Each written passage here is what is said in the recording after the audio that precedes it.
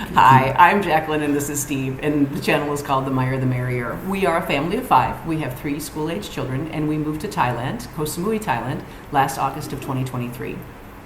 When we got here, I made a quick video because I thought it would be helpful to help people move their pets, specifically in our case from the United States to Thailand. But it actually can be helpful for folks who are leaving any other country and coming to Thailand with their pets.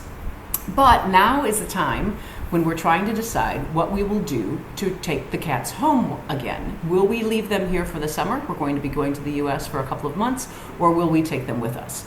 So we took a look at some information and we thought it might be helpful for us to pull it together. So if you have brought your pets to Thailand and you have them with you here now, and you are thinking about moving them again, you need to go back to the information that you got when you walked in the door from the Agriculture Department at the airport when you landed in Bangkok. They said keep that, don't lose it. Yeah, and we didn't, because I had a folder with all of the other cat information that I got from our veterinarian's office, who helped us get the USDA paperwork to move the cats here. And just a quick summary, you can go back and take a look at that video from August of 2023, but the net is it cost us about $2,000 to get the cats here when I take a look at all of the extra costs that we wouldn't have had we not been traveling with cats. And that includes things like some extra costs at hotels and those sorts of things. But to get them home, I thought, well, it's most likely going to be a lot more expensive to do that, and do we really want to take them home for the summer based on what the extra expense would be? We assume that bringing them back again will cost about the same amount of money as it did to get here. So that was kind of a little bit of a given. But this paperwork that we got from the Thai government helped us understand exactly what was needed in order for us to get the cats out of the country. So this QR code that's at the top, I opened it up. When you take a look at that information, what you'll find is that it gives you a bunch of flags, and then you just find the country that you want to move the cats to. If you're somebody that's maybe doing slow travel around the world, you could bring your pets with you. Not the optimum way of traveling, but you can move your pet from country to country. In our case, we went down to the bottom, found the US flag, and picked cat, because that's what we're moving, and we took a look at the costs to bring the cats back to the United States. It's not a lot. There isn't a whole lot that we need to do. The list of things is pretty short. We need to take the cat or dog, if that's the case, to an office with a couple of documents. One of them is a passport of the person who's traveling with the pet, and a copy of the passport. The other is the cat or dog has to be microchipped. And of course, it was necessary to microchip them in order to get them here. But if you're leaving with an animal that maybe wasn't microchipped before, you'll need to do that. You'll need to have their vaccination record, original and a copy. And these offices are open Monday through Friday, and they are closed for lunch though. But they said you really should only take 2 to 3 hours in order to get that documentation done. So that all seemed pretty straightforward. I thought it would be a lot more difficult to get our cats back into the United States. I thought it might include a quarantine, something like that. That's what I thought. We both thought that. What we found out is when the animals arrive in the United States, they'll be viewed by someone in our U.S. government, importation of animals kind of people. And if the cat or dog looks sick, then you might end up having that animal in quarantine for some period of time. But I guess because they have the vaccination records, they think that's sufficient. So the cost is pretty low, is actually really low. $7. It's $7. So it's 260 baht per animal, $7 in order to get the cats out of the country, a lot less expensive than getting the cats out of the United States. There are some additional costs though. I mean, you can get the documentation, but you still have to get the pets on the plane. So when we came into Thailand, we flew on Korean Air. They've got a really nice setup if you travel with your pets. Their little faces are on your frequent flyer information. And so they're kind of a known entity after you've flown with them once. When we decided to go back for the summer, we didn't think that we would be taking the cats with us. I mean, we don't take our cats on vacation normally. But because it's a 7-week kind of vacation, we thought maybe we should consider it. So anyway, when we bought the tickets, really I just took a look for the least expensive tickets back to the United States.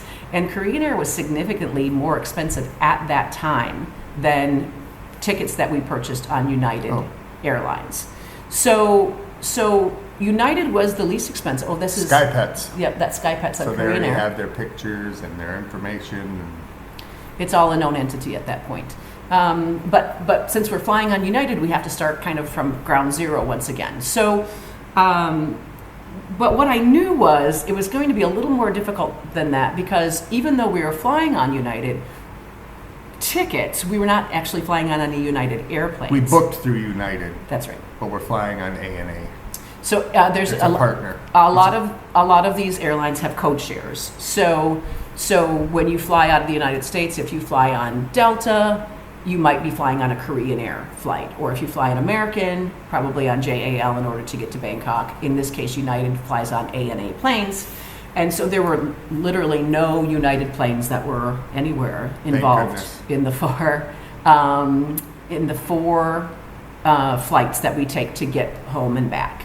So I thought, well, I probably am going to have to deal with the ANA folks in order to try to get these cats on an airplane. So I called them, and I was able to find out. They said basically no, that we weren't able to take the cats on the airplane, which was not an answer, that I liked at all. So I thought, well, let me try another way. So I called United to see what their thoughts were. Now United, the fees, if you are on a United plane, look really, really reasonable. At $150 per pet each way sounded like a great deal. So I was feeling pretty smart if we could end up getting them on the plane. But the folks at the United said no, that I was originally right, that I really would have to go through ANA to get the cats on the plane. They gave me a number. Turns out it was the same number I had used before, and I contacted ANA once again, but I kind of tried to get them to brainstorm a little with me to solve this problem. So they weren't really into brainstorming a whole lot. So I did some brainstorming. And the gentleman with whom I was speaking said, yes, that this would be a solution, would be to cancel a ticket, My flight. Steve's flight, on United Airways. The kids and I are on one record locator, Steve's on another, so it's pretty easy to do. Cancel that, get the credit. So there would And be then rebook it through ANA on the same. It would actually be on the same flight with them, but Right. my ticket would be booked through ANA instead of being booked through United. That's correct. Yeah. Okay. So, and that ticket, so the original cost of the ticket was about $1,000. The prices have not gone up. They fluctuate around. We probably bought a little too early, and maybe we could have gotten a lower price in the end. But a new ticket on ANA would have cost about $1,000. And then, I said, okay, well, so if we buy a ticket on ANA, how much will it cost to get the cats on the flights? And the answer to that was it would be $400 per pet each way. So we have $2,400. three cats, right? Four legs, but only each way is two. So we're looking at $2,400. So the cost of putting together bringing these cats home is $2,400 for the cats, $1,000 for an additional ticket for Steve. Now we'd still have that credit on United, but we don't live in the United States anymore. So the likelihood of us being able to use those flights in 1 year is pretty low. So $3,400 in order to get the cats home, and we thought, well, that's just too much. It's a lot of money. It is a lot of money.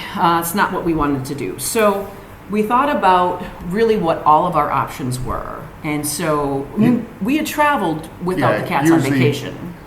Usually when we travel around here, and we're gone for a week or two. And our villa comes with a cleaning lady, and she would come over 3 times a week. She comes over once a week when we're here to clean, but she was coming over 3 times a week to tend to the cats, feed them, water them, change the litter boxes, give them a little scratch behind the ear once in a while to make them feel happy. And we could go that route again, and then that would be fine. It's included with our rent, but we always tip her a little at the end of the vacation. So there would still be some cost incurred, or we could bring them with us, or we're looking at a pet sitter, someone to come stay in the house so that they have someone here. My cat's old, and when I'm gone, he kind of gets a little spooked when I get back. He runs around and meows every time I leave the room. So He gets a little worried that we you're think they're going to leave worried him. that we've abandoned them, so we thought maybe we'd have somebody to stay here with them for the time that we're gone. Which is an option, but one of the things that we thought might be even more helpful to us is, and there are pet hotels here on Samui, and that is an option, but it didn't seem like it made a lot of sense for us to put the animal in a pet hotel and then pay for a pet hotel and still end up paying for the villa. So again, incurring more and more costs. And so the final thought was, well, there are a lot of people that come here. And they want to, they want to have a nice summer vacation. And they would be taking a look at very high prices, really, to get a villa, anything like this, or a hotel or anything, Airbnb. Through Airbnb. Yeah, whatever. You would be looking at very high costs, hundreds of dollars a night to stay at a place like this. So we are kind of searching around a little bit on Facebook to see if we can find someone or find some way. A service. A service would be our preference that could actually vet a pet sitter, but would allow us to get a little bit of money back from them to defray the costs. So officially, the trusted pet sitters, trusted house sitters something like doesn't allow any kind of payment to be made. It's just an exchange of services where you get the house, we have you watch our pets. But we're hoping that we can find something that would allow some kind of a fee, paying the utilities, some of the rent for the months that we're gone. We've spoken a little bit with our landlord. He seems to be on board with this, but we do need to nail it down to find out whether that's really feasible or not. So we're looking into it. We're going to do a little bit more work, and we'll see what happens, and we'll let you know.